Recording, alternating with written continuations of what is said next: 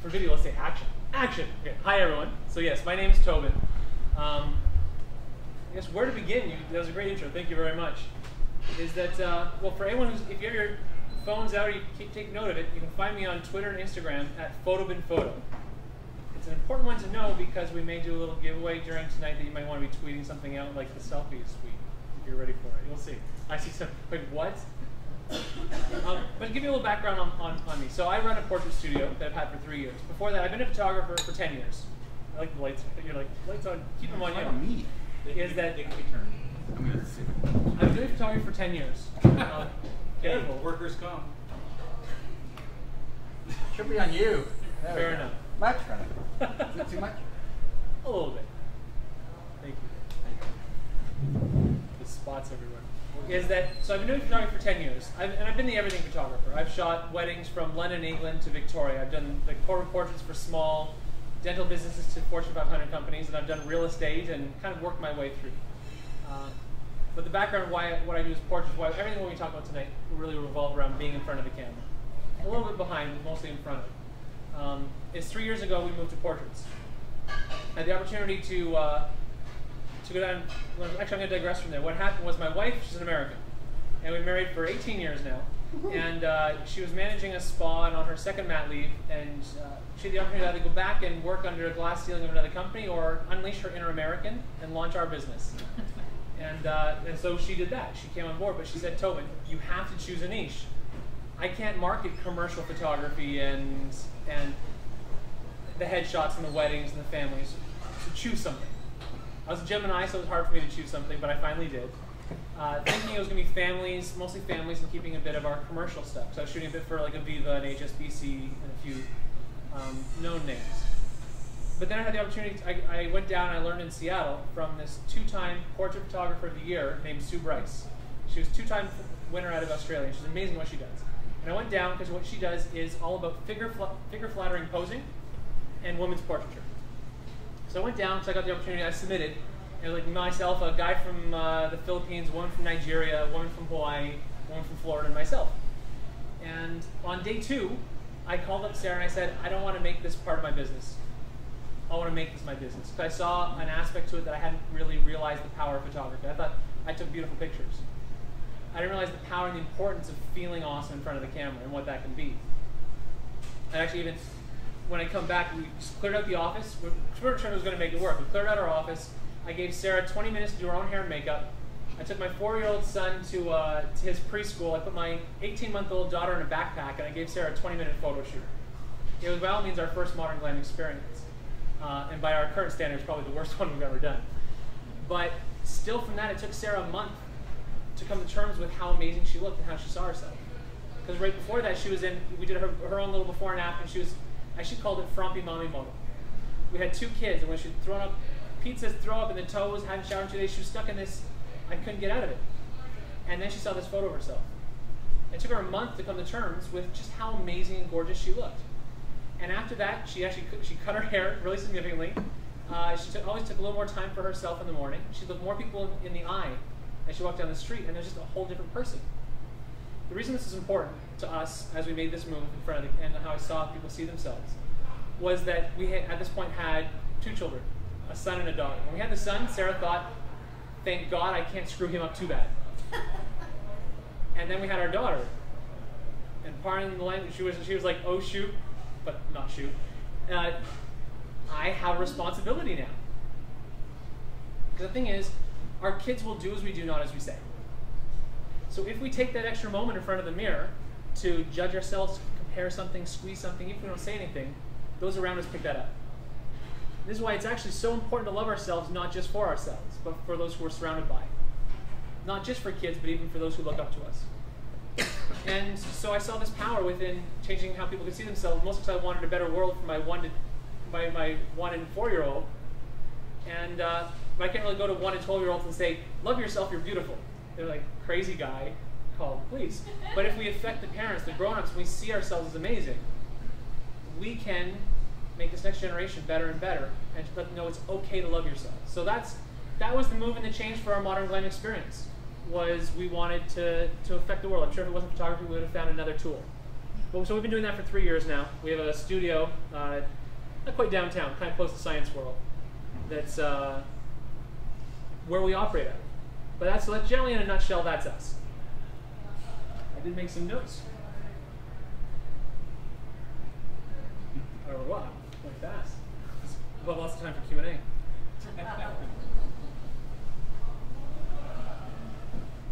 There we are. Anyway, so since then, I've actually gone around and even learned more from other really world-renowned professionals. People from like Tamara Lackey, who does family photography, and Lindsay Adler, who's a fashion photographer. And someone I befriended, her name is Lou Freeman. Her kind of claim to fame is that she's one of the longest shooting female photographers for Playboy. Although she's also known for those old Hanes commercials that she used to do with Michael Jordan and all the Hanes. Really get your Hanes on you. I love that one. Lou's amazing. But so that's where our training has come from. But that's on the peripheral for what's important to us, which is about how people see themselves. So now we'll get ourselves into the first thing as we're in front of the camera, which is selfies, which is what we've been talking about quite a bit. So who takes selfies? Everyone who takes selfies, raise your hand. You taken a selfie? Have taken? Have. At some point you have. Does anyone regularly take selfies of themselves? Raise your hand if you do. Yes, regularly? How about with GoPro? With yes. Yeah. So you in front of the camera. Yeah. So what's amazing, some people use it a lot. Now, I'm actually kind of glad to see that number's a little bit lessened. In that a lot of people, I've been seeing a lot of people use the selfie for marketing material, for posters, and for many places that selfies shouldn't be. Actually, does everyone follow Katie Jordan's website? I did a guest blog on it a little while about putting your best face forward. You haven't seen this? I recommend, well, maybe Katie, we'll tweet that out tonight, or I'll tweet it out tomorrow morning, so either one of our Twitters will see it. There's actually a great little quote in there I didn't bring with me, I was just thinking, by Vanessa Van Edwards. She's a body specialist, all about body language. One of the quotes actually I grabbed for her in here, I wanted to share with her was,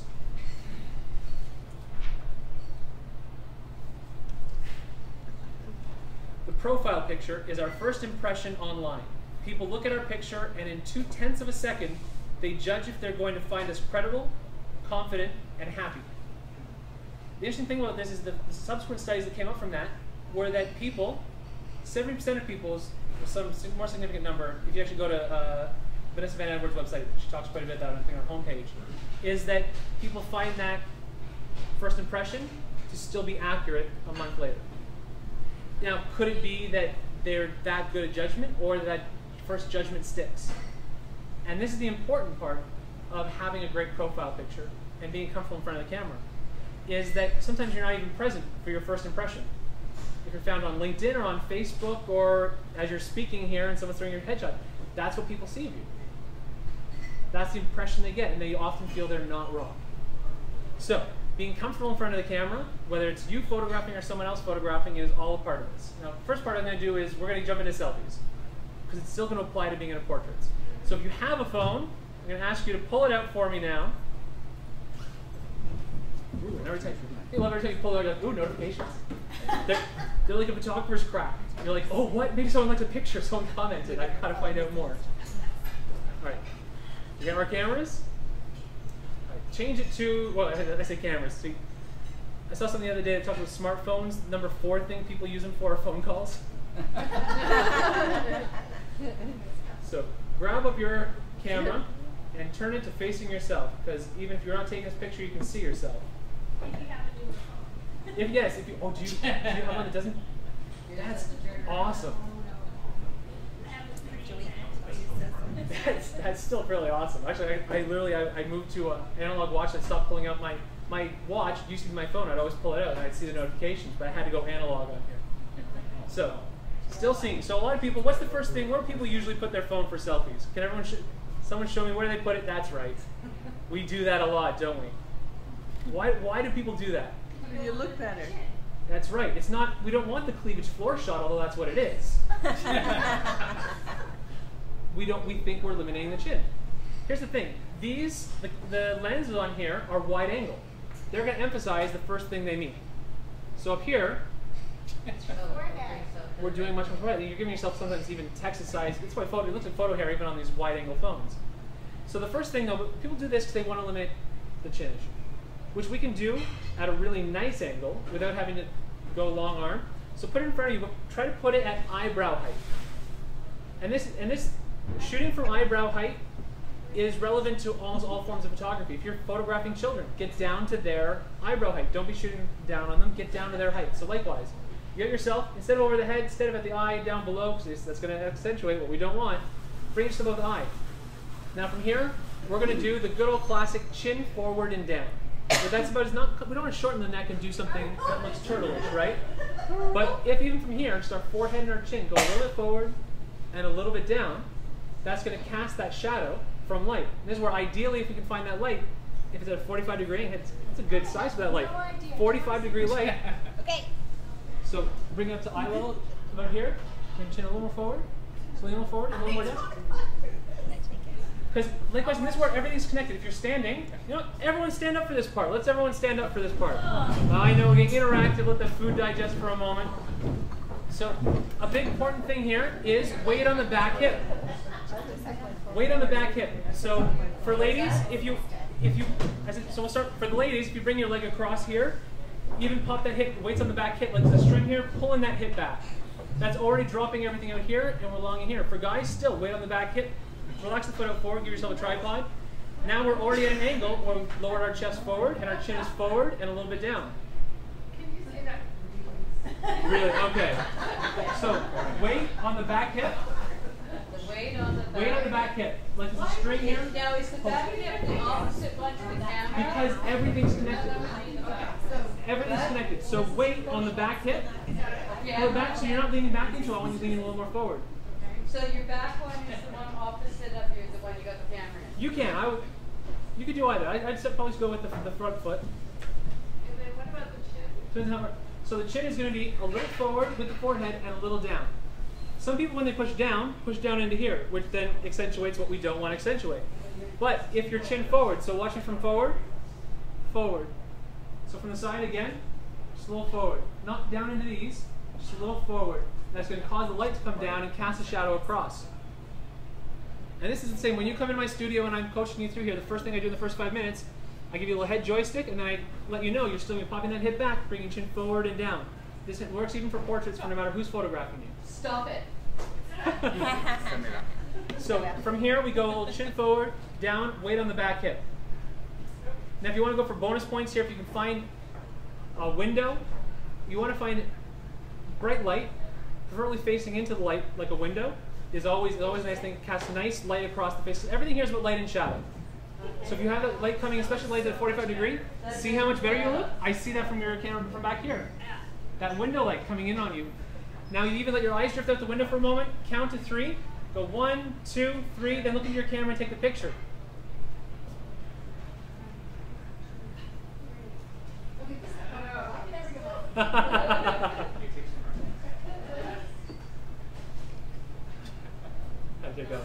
All right. So part of this is because everything is light and shadow, and the more light and the broader light we can cast, especially diffuse sunshine, is always going to spread out really nicely across our face.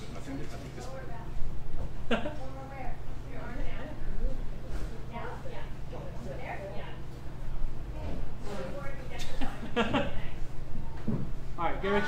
Now you're going to rock this one even more.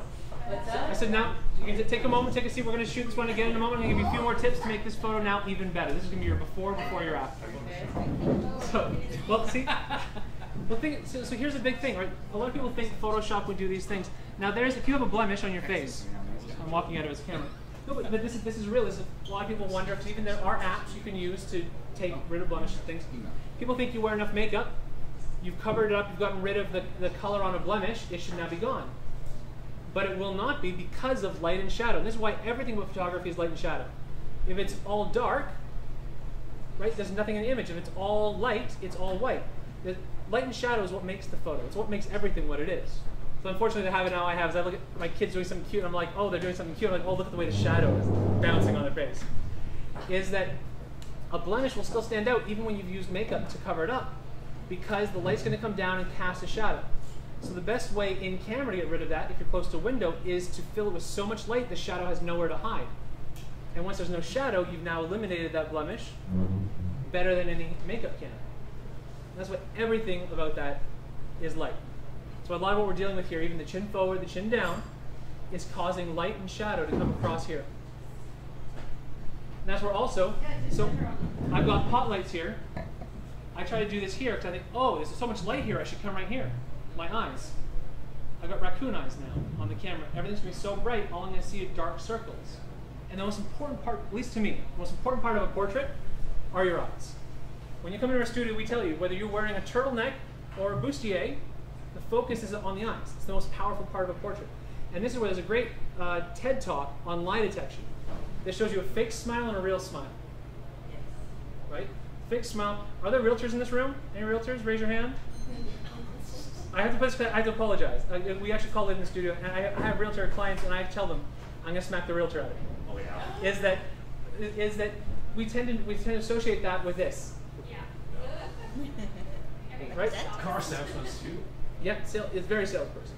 Now the thing about this is, because it happens here and not up here. For anyone who's ever watched America's Next Top Model, you may be familiar with Tyra Banks always talking about smiles. People always try, how does that smile with the eyes? It's actually from the cheeks. The cheeks squinch up and you see those smile lines, which often we associate with age. Look at a 12-year-old or a 15-year-old as they smile. They're going to have those lines. We become sensitive to them as grown-ups, as age lines, but those are the defining aspect of a genuine smile. So next time you have a headshot, don't ask your photographer to take those out. Take anything else out, but leave those. If you've worked hard, it means you really laughed, even if it's because you had really bad knock-knock jokes. You know our knock-knock jokes.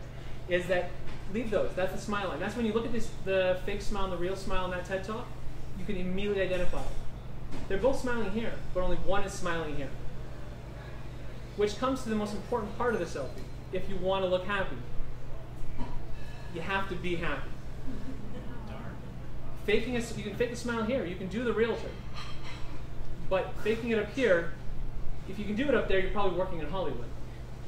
Because you can do that. I mean, watch red carpet photos. You're like, why does everyone look so confident and awesome? And they do. They'll walk down their carpet, they're casual, and they're like, hi, camera, camera, camera. And they're more casually, and they're relaxing, and they find their way in the back. Camera, camera, camera, camera. Smiling the eyes, and they relax. Oh, what's that? Oh, Brad, over here. Okay. Squinting eyes. He finds that they can do that, but generally we don't. The truth is behind the camera, and that's being happy. Whether you think a happy thought, or you're not too worried about what that camera is going to show you, because who cares what the other people think? When you're happy, and that's the key to any good portrait. I mean, I actually, it's a funny thing. I done up some notes. Originally thinking, I was like, how fun to go analog for social media. And I had this kind of more planned in here, but I realized I was driving here. I was like, I can talk about how to pose for your selfie, or how to look good in your portrait. Yes, there's things that help. Weight on the back hip, chin forward, down, smiling in the eyes. But the bottom line is, you've got to be happy with you. I mean, that's what my whole business revolves around, helping people see and be happy with who they are. Doesn't mean we can't strive. We can't be watching what we're eating or exercising and want to change our weight or our mentality, but we still can love who we are right now for those who are around us and for ourselves. But going deep aside, yes, for a portrait, for selfies, for all these things, someone's taking your picture, this is me. Straight on, we always tell each other, stand tall and smile. I don't necessarily like the width that I have here, but for simple as this, guys and girls, we turn 45 degrees towards the camera. So we'll do this for each side. We're 45 degrees to the camera, we put the weight on the back hip, and boom. Instead of this, I'm going to wait until I lose 20 pounds to do that photo shoot. That's 15 pounds right there. Here's another 10. I'm now 25 down, I haven't taken 2 months to lose that 20. Wow. With an extra 5. It's being confident in front of there and knowing a little bit of the posing. And yes, there's little things. We let them get to our head. I've known a bride to be told before that when we want to keep our arms off the side, because when they're here, it's thicker. When you pull it off, it becomes much more defined. Where a bride will literally walk around for her wedding day, not letting her arms touch her side. It's a little excessive, it's right. It happens. We hear these rules and we apply them thinking that's what it's going to be, but it doesn't change being happy with yourself. Now there are things we can do if we're going to do a group photo to help everyone look awesome, is we want to find whoever's the widest and turn them so that they're closer to the width of the thinnest. So once everyone is the same width, no one's going to stand out and be like, what, I should have stood at the back of the group. Because if you can make everyone look great, then no one person's looking fantastic, one person's not. And so the key here is make sure everyone's width is similar. Whether they're profile or 45, or you need to have the one person sacrifice straight on because they're the thinnest that matches to the widest. And connections. But again, still the one thing in all of that comes back to smiling and being happy. And just genuinely accepting who we are. And it's a tall order. That's why you make a joke about the audiobook. What I did, I debated, was I going to take public transit here tonight or drive? One was going to take double the amount of time, but I've become addicted to audiobooks. One action right now is called You Are a Badass. It's awesome. I never thought I would give my mom a book called You Are a Badass. She did complain the other day. She said, there's a little bit of language in here, Tobin. Why does she have to? I was like, she got your attention though, didn't she? But I find there's always that room that we can keep working on ourselves, but still being so happy with now. With what can we change? And why would we have to change that right now? To love where we are. So, as far as that goes, that's kind of what I have to say about selfies and being in front of the camera. I'm going to ask for those who took a phenomenal selfie, if you tweet it out to us and hashtag FVSM and @PhotoBinPhoto. I'm going to find an unbiased, unselected, go through and see who has a chin forward, down, connection, smiling in the eyes. We can do one more before we go here, so we'll practice that one more towards the window. And we're going to have someone run randomly through that, and they're going to get a $100 gift ticket for the Modern Glam Experience towards the window. So, That's good. so we're going to take that photo, and you're going to post it to Twitter, use that social media, and you're going to send it @PhotoBinPhoto.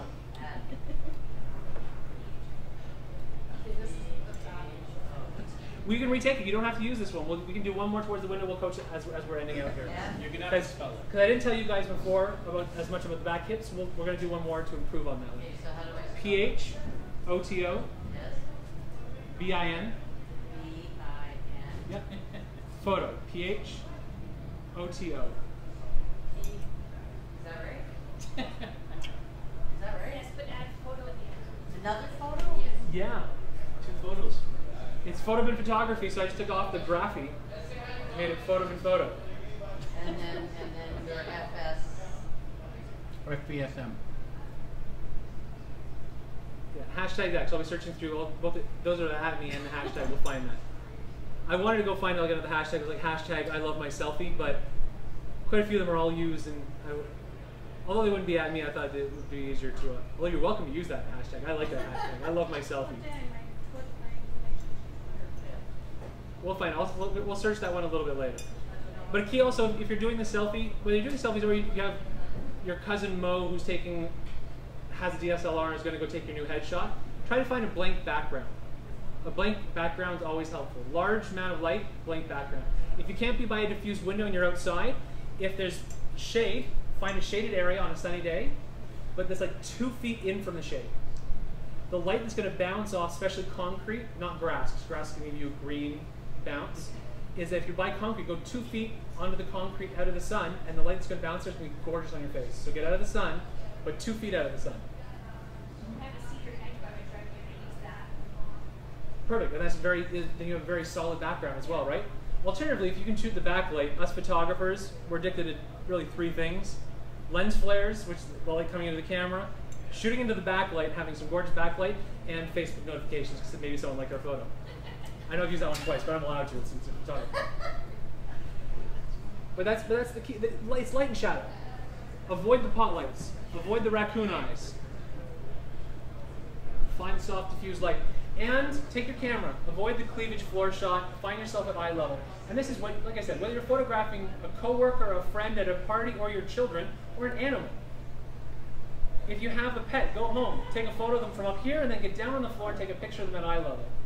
And you're like, that little piece of information is usually the reason I pay someone $200 to come in for that session, because they just know, get down to the eye level. Get the eye level of whatever you're photographing.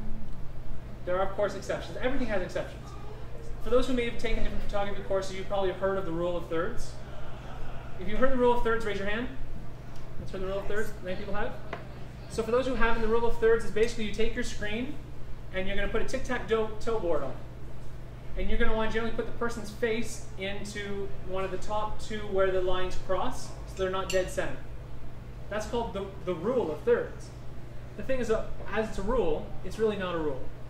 yes, aesthetically things look better, but if you're familiar with Wes Anderson films, he puts people right dead center, and they look amazing because of the way he does it. Is that everything is subjective. And I mean, I find everything to be subjective. Because, well, a video camera recorded where it was. The video camera didn't record what was outside of the camera or what was happening in that instance. So everything, even these rules, are subjective. Some people might actually want to take their photo from down here. I don't know why, but they might. But do what you feel comfortable with, what you feel confident that you'll post. This comes down to, sometimes when we photograph ourselves and our friends, something Sarah and I like to say is, photograph responsibly. Right? I say that, I know there's probably some things have already come to your mind. How often your friend Jane has taken a picture of you going, and she's posted and tagged you in it. Right? It's, I think even unintentionally, it's kind of a new age cyberbullying. So with our photograph responsibly, it's this idea of tag unto others as you have tag unto yourself. If you wouldn't want to be tagged in it, don't tag somebody else. Better yet, just don't post it. Or someone eating. Or eating. This is the one time I put my camera away for, when I shot weddings, I was a $10,000 wedding photographer. I'm not saying that to brag on the price, but that tells you the caliber where I shot. And someone goes, I'm paying for you to shoot. You should be shooting a lot. Why is your camera down? Like, people are eating. There is never a good time. Unless maybe it's a cake being squished in the face, and someone's still doing that wonderful 90s trick. Or always the 80s and 90s, always see cakes. Everyone had photos of it. Not so much in 2000, 2001, but is that there's times, well, we live in Vancouver, right? Home of the all-you-can-eat sushi buffet. If there's one thing we as Vancouverites and Lower Mainland people should know, there's all you can eat and all you should eat. So if we apply that to everything else, whether it be the amount of posts we make on social media, to the photos we take and then post. Yes, maybe you just took 20 photos of little Johnny running across the street, but you know, you don't need to post all 20 to Facebook. One, is a picture's worth 1,000 words. Yes, this is what we always hear. So likewise, we don't need to give someone a 2,000-word essay when one will do. Find that one. It's hard to decide at first. Once you get used to it, you start seeing it. And this is why we have, sometimes when people come to our studio, we don't just take photos and put them online for them to choose. We bring them in so they can actually look at the photos themselves, and I help walk them through the selection process. Because that's part of my job. But likewise, individually, they say, well, how can I choose? Those were 5 fabulous photos. When you put them next to each other, you'll realize maybe there's 2 or 3 phenomenal photos, and you can say goodbye to the others. And just swim it down yourself really quickly. Become that decision maker. That's nice that you do that. Like right now, I've got a link for my daughter's grad pictures, and I pull it up, and I still have not bought her grad photos because I'm trying to choose the number of it. You get so many. You get so many poses. Yeah. Per package, right? So I'm going, which ones? And I go, okay, that's it. Now I got to get back to work. I go, I've had this for like months, and I still have tried, and I don't know how to choose it, right? Like, and so if somebody would help me narrow it down, and we've done this. This process has been because it's happened to us. yeah. I love photographs. I have a new family photo session where we've booked another photographer in 2 weeks from now, and we had a family photo shoot 2 years ago, and the photographer gave us everything. I mean everything. He took like 100 photos, and I looked at the numbering of photos he gave us. It was like 1 through 112. There's like 11 missing, and you could tell which one. Sarah doesn't think there's one good one. I think there's 15. But amongst the 100, how do you choose? How do you choose? Well, that's what I'm dealing with right now. And this is where I faced this idea of cyberbullying. I really realized this. Sarah had just gone through this transition to see how she saw herself. And then we had these photos. Of course, I'm realizing this might go a line. I don't mean you, whichever photographer I'm talking about. Is that essentially I needed to give her a new shoot to re-see herself how she saw herself, because she was like, is that what I look like? It was a mommy chasing 2 little children around.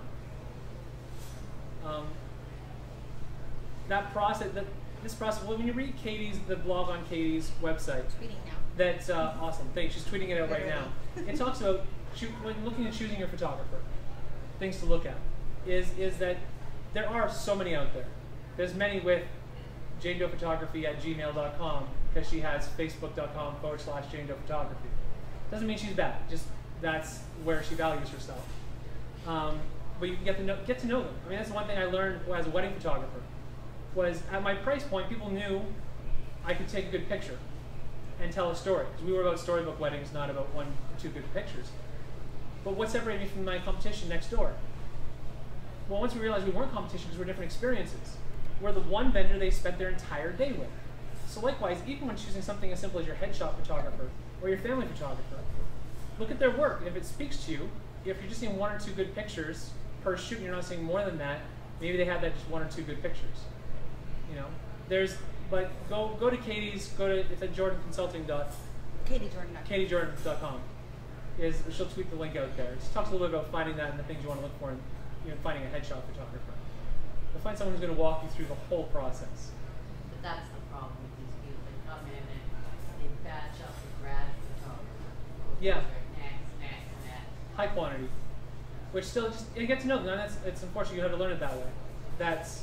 But get to know. Ask a few questions. That's what we're going to try to build some questions. Actually, I'm going to give Katie a new post. You hold me to it. Give me 4 weeks. Okay. It'll be about questions to ask your photographer. Awesome. Love it. I'm just curious. For me, I have done some video work and I'm totally fine with it. Well, I would say totally fine with it. I'm pretty comfortable in front of the video, but I don't like photos and I freeze.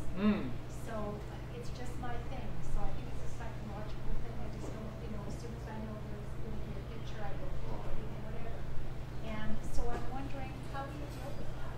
How do you not get stricken? How do you get beyond the fear? How do you get moving into a comfort zone? Whatever part of that is. That's a great question. I think there's a few things we can do. So could you repeat the question, sir? Yeah, well, the question was about even when you're very uncomfortable in front of a video camera, gets uncomfortable in front of a photographer, in front of photos, just freezes, trying to figure out how to look good. It feels very stiff.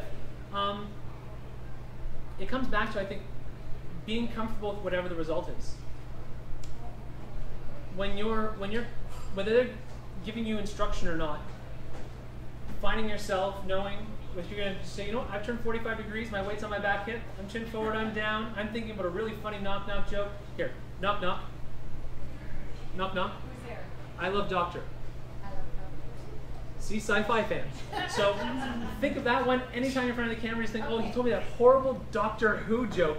It's going to be in your mind. You're going to smile in your eyes, and they're going to think you're laughing at them. Actually, I'll share. I don't want to. This is about me, but it's after I had a client come in. She shot with us. She called me 2 months later. She'd had a new photo shoot for a book, and she said no photos were working out. He was just taking picture after picture. I was seeing they weren't working out, and I had to stop, and I had to think, what would Tobin have me do? And she put her weight on her back hip. She took a breath. Just taking the breath is very important. We didn't get into that in this last one, but now you're going to have this one for this next selfie you're going to take that you're going to post. Take a breath in, let it out. Everything's connected. That drops your shoulders at least a 1/4 inch, if not more. Your jaw will relax, and you can't help but now you're not holding anything in. You're not frozen. And then let the eyes brighten up. This is where that little popping comes in. I like said, when people come in, I give them a little tutorial before their shoot with us. And part of that is let your eyes go down. And we're going to do 1, 2, 3 to camera. If you look at the camera for too long, and this is sometimes what's the difference between video and photos. With videos, you're constantly moving, there's action. With photos, you're sitting there waiting. And as longer you wait, the more that little thing between these two ears starts talking to you. And the more it talks to you, the more the self-doubt and the other things you might be thinking in your head come back. So we can shut that down. Eyes down. 1, 2, 3 to camera. You're going to pop. Your eyes are going to pop. And better yet, if you can look at your eyes looking out the window, if there's a window near you, look at them at a light source. 1, 2, 3, pop. You're going to see, like I am right now, the spots. But the thing is, when you look at the light, your pupils contract and brings even more color to the eyes. So you're going to actually get that photoshopped eye look without Photoshop. You can do that in your selfie or in your portrait with someone who doesn't know how to finish a photo because you've looked out the window. You've done 1, 2, 3 to camera. Now you've popped it and you've photoshopped your eyes naturally in camera. I want to get a shirt that says like, I've been photoshopped this way.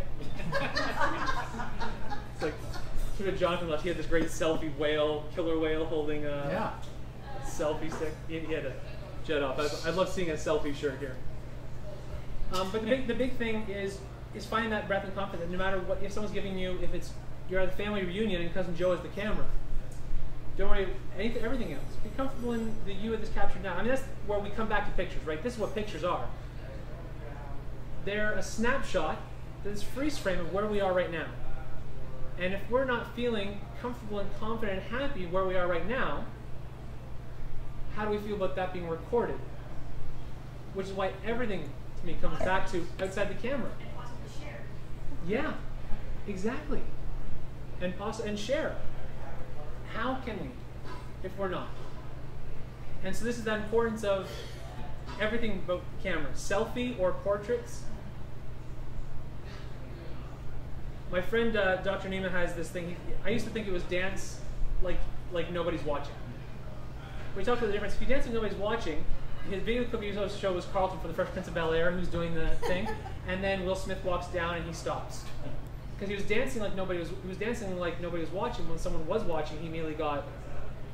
But if we can begin to dance like we don't care who's watching, then even when the room fills up, we can still. You can be ugly. It's all right. You know, Well done. we go. And this is when we can accept that the photos are a capture of that moment, but everything that moment is everything that's led us to that moment. And how magical has everything been that's led us to that moment? I know, talking photography, I'm going a little like psychological, oh, the world's amazing. But it is. Like, it's amazing. And if we can just stop, anytime we start getting our heads and that thing between these ears starts talking to us, stop and think. What's the most amazing thing you can think of? You can't help but smile, right? Let's think. There was Louis C.K. was on, I think it was Conan O'Brien a while back. He was talking about life is amazing. He said we're flying from one place to another. People used to take months on wagons. We have these phones that are, what can we do? This takes place of the stereo, the record player, the TV, VCRs, the camera, and it's our phone, and it's here. That's what I remarked. So when my friend Dr. Neiman was doing this, I posted on his wall, for all of May I had this campaign called May Life Be Amazing. And I posted this on his wall, and he goes, okay, yeah, but not always, because he believes in the sweet and sour. He says, but it's not always amazing. I said, well, yes, it is. If I'm in a bad mood, planes don't fall out of the sky, right? Everyone's phones don't just stop working. The Earth that revolves at the perfect pace that keeps us on it as we're this floating spaceship, we don't just float off of it. Life is always amazing even when we don't recognize it. So please take a moment, even for your pictures, and get into an amazing mind frame. Your pictures will sparkle.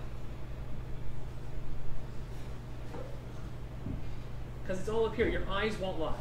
And this is that TED Talk. This is follow Vanessa Van Edwards. You're going to see the importance of believing it and feeling it. Because this will lie. But these, when these smile and this smiles, it's joyous.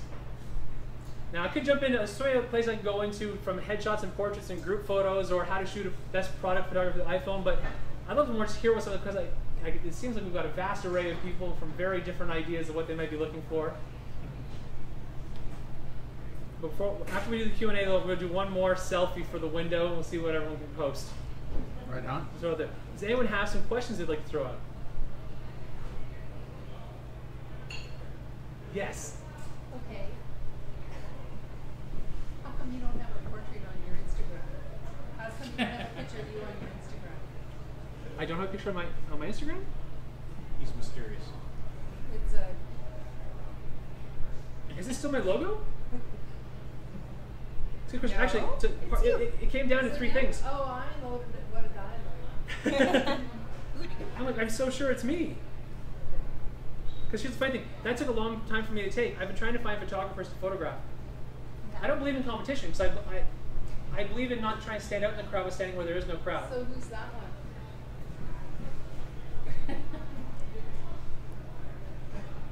6 followers and 2 posts. Is it an old one? Is that? It must be. I've taken those 2, and that's my website. That's my name, but that's not my account. Oh, it's Photobin Photo, and that says Photobin at the top. I wonder if The Sarah Twitter created handle one. is Tobins. Sarah might have tried creating one back when she was running her business. Sorry, I just. No, that's That okay. was a random go find. to, Good that's to an know. awesome find. So I'll actually look into that. Because I've actually known a few photographers recently who I've associated with who've had people literally take images off their website Oh yeah. and create profiles that are their name and create confusion. Then they go and report the original person and try to either snag their followers or run them out of business. So actually, Sarah might have set that up a long time ago, which is why there's only 2 posts. Okay. But so if you go to Photobin Photo, so add the photo after Photobin, and that's me. This is actually funny thing. So I was trying to find photographers to photograph me, and I didn't know everything that I knew now about the figure flattering posing, what I've spent my last 3 years finessing and fine-tuning. And so ultimately, the photo that was on there of me looking to the side was I had to set the camera up and have Sarah take my photo. As I just had to kind of like, and take it, I'm looking to the side. Take it, I'm looking at the camera. I just had to tell her to, because here's the funny thing. You'd think for 3 years, Sarah does our hair and makeup. Really the way it's been is we say she calls the shots, I just take the shots. Is that she was most of the time, I would have thought she'd pick up photography, but we'll go to some event and they'll give her a camera. She goes, oh, you don't want to get it? It's like, aren't you you're with Photo and Photography though, right? She goes, oh, yes, I am. But I'm not the photographer. So I literally set that up on a tripod on my main shot that's there. Actually, I got new headshots. So we went through a few photographers who just haven't delivered the results. As much as I could try to give it, they were giving us all that other stuff. But now that no matter who I have, I'm like, I'll just walk myself through it. And so actually the one that was posted on the Meetup was I just had done by a photographer named Heather Pinnell. She does, I like her work. She very much, let's get outside. She calls them photo mantras. She gets to know you and brings you into the work. That's, you're pointing out. But yes, did you find, on Photobin Photo, it's my shot, right? Yeah. Okay. You had me a little concerned for a moment. It had your name on it. No, he did. That was my name. That was my website too. It was all of me. Yeah. Sometimes it's worth checking those things out. No, you do. Well, that's what the lady out of Australia, the 2-time portrait photographer of the year, Sue Bryce, who I train from. Twice on Facebook, people have stolen off her photos and her profile pic, named it after her. Then they have they've blocked her. Look at their page and then reported her to Facebook as the scammer, and she's lost her friends and her pages, and it's. But this gets into. So we talk about selfies. There's people who has their own website. Can you raise your hand so I know? Who uses stock photography on their website? Stock photography, you can go to sites like iStock.com. You can pay a license to use a photo. Maybe you're a dentist office, but instead of wanting to hire a photographer to photograph smiles, you go get a photograph that anyone can go and license that has 3 people smiling. So some people will go and grab those off of Google and they'll use them, although you don't actually have you're breaking copyright at that point. It's becoming, there's more and more software. Actually, I'm consulting right now for another software company that's developing software that's about protecting images, graphic design, and photos that will track across the web. Did you know that so-and-so's using your image? And it's actually giving you legal ramifications to send them a cease and desist, or hey, could you at least give me a thank you or a credit? Because some people will use a photo and maybe you went to some event and they've given you a watermark photo and then you crop out that watermark as if you paid for the photo. Or took the photo. And it's very important, just as for those who write blogs. I've known quite a few people who complain that they write blogs like someone's stolen the words off my page and made it their own blog post. Or using music. All of these all relate to the kind of the copyright idea. Personally, I'm okay with people using our photos wherever we use them, so we post them, they paid for them, and I don't chase licenses. It's actually that's another good question to go for make it to the video. Note for later for Katie's blog. People should ask about licenses. Is that I'm going to use it. It's here. That's hopefully awesome. If you don't post it, you can use it for me. I can speak to that. I have a good friend when she works for herself now, and ironically, her husband is a photographer. But back in the day, she comes from an accounting background, and she put a blog up for her boss, who's also a cousin-in-law, family member. And like over a year later, they got notification that they were in violation, and they had got like a $6,000 or $8,000 fine, I want to say, for her just not even knowing. And she just was like, "That's a cool photo. Let's put it in the blog." Just some little accounting firm, you know, in the BC Lower Mainland, just not even thinking. So it can happen. Some people know better, some people don't. But everyone's going to get treated as if they should know better. Because in this age, it's hard not to say, oh, I shouldn't have just taken that photo, screen captured it off of your proof website that said, please don't copy.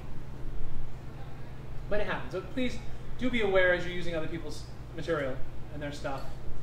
Joyriding in their artistic vehicle is to at least give them some credit. I've known someone even recently had a book published. I guess they used a photo they'd gotten from a blog conference, someone taking a photo.